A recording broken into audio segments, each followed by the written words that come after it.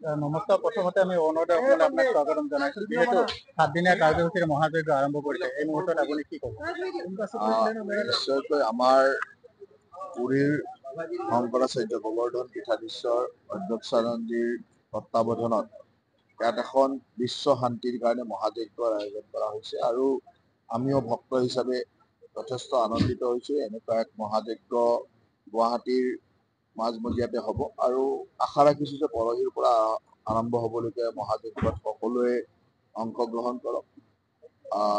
এই মহাযজ্ঞৰ নিৰ্মালী সকলোৱে লগ গুৰুজীৰ আশীষ বচন শুনক আৰু এটা সুন্দৰ বিস্তৃত কাৰ্যসূচীৰে সপ্তাহজোৰা এক বিস্তৃত কাৰ্যসূচীৰে সুন্দৰ কাৰ্যসূচী কৰিছে আৰু মই সকলোকে এই ধৰ্মীয় অনুষ্ঠানত অংশগ্ৰহণ কৰাৰ আহ্বান জনোৱাৰ লগতে এই অনুষ্ঠান যাতে সফলভাৱে ৰূপায়িত হয় তাৰ কাৰণে ভগৱানৰ ওচৰত প্ৰাৰ্থনা জনাইছোঁ আৰু এজন ভক্ত হিচাপে মই চেষ্টা কৰিম যাতে ইয়ালৈ আহি এই মহাযজ্ঞৰ অংশ ল'ব পাৰোঁ আৰু মহাযজ্ঞত নিজকে অকণমান সমৰ্পিতভাৱে কাম কৰিব পাৰোঁ। এই মহাযজ্ঞত আপোনাৰ জাতি ধৰ্ম নিৰ্বিশেষে সকলোৱে অংশগ্ৰহণ কৰিব।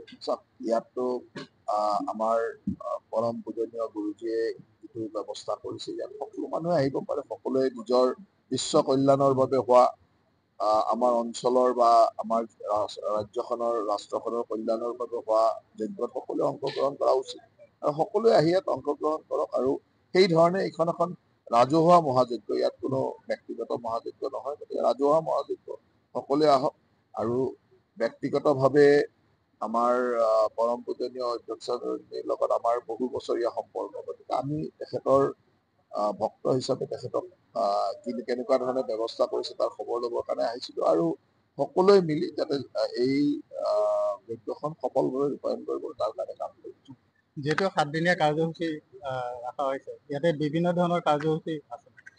নিশ্চয়কৈ ইয়াত যজ্ঞ পূজা ইত্যাদিৰ উপৰিও ধৰ্মানুষ্ঠান বা আশীষ বচন, ধৰ্মৰ বচন বা কিছু পৰিমাণে ধৰ্মীয় সাংস্কৃতিক কাৰ্যসূচীও ৰাখিছে বুলি মোক জনাইছে আৰু মই ভাবোঁ যে সেই সকলোবিলাকৰ মাজেৰে এই গোটেই অঞ্চলটো এটা সুন্দৰ মানে ধৰ্মক্ষেত্ৰলৈ পৰিৱৰ্তিত হ'ব, য'ত সকলোৱে এইকেইটা দিন অকল সনাতন ধৰ্মৰ সনাতন সংস্কৃতিৰ কথা পাতিব আৰু তাৰ মাজেৰে আমাৰ সংস্কৃতি আমাৰ ধৰ্ম ৰাইজৰ মাজলৈ অধিক বিয়পি যাব। এই মহাযজ্ঞ অনুষ্ঠানত আপুনি অসমবাসীক কি মেছেজ দিব বিচাৰে?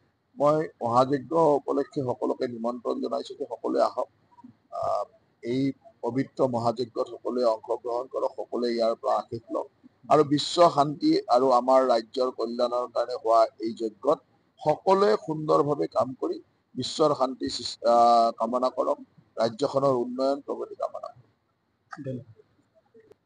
भारतवर्ष के कल्याण के लिए, असम राज्य की सुख समृद्धि के लिए और पूर्वोत्तर भारत में शांति और सद्भाव के लिए धार्मिक प्रतिष्ठा बढ़े, देवी देवताओं के लिए लोगों के मन में विश्वास बढ़े, देवी देवता प्रसन्न हो और सबको सुखी जीवन प्रदान करें। इसके लिए देवताओं के जो महादेव स्वयं भगवान रुद्र हैं, उनका यहाँ महायज्ञ आयोजित किया गया है, श्री श्री रुद्र महायज्ञ। और साथ में ये माता कामाख्या का क्षेत्र है, तो कामेश्वरी महा आराधना यहाँ चलेगी और क्षेत्र के सुख शांति समृद्धि के लिए, सबके कल्याण के लिए 8 दिन तक यहाँ पूजा प्रतिष्ठा, विभिन्न देशों से जो विद्वान आचार्य और साधु संत आ गए हैं और आ रहे हैं, वो सब अब जो अपनी अपनी विद्या के ज्ञानी हैं, अलग अलग वेद के, वो सब यहाँ विधि विधान से पूजा अर्चना करेंगे और क्षेत्रवासियों के कल्याण के लिए देवी को और महादेव को प्रसन्न करेंगे। धन्यवाद।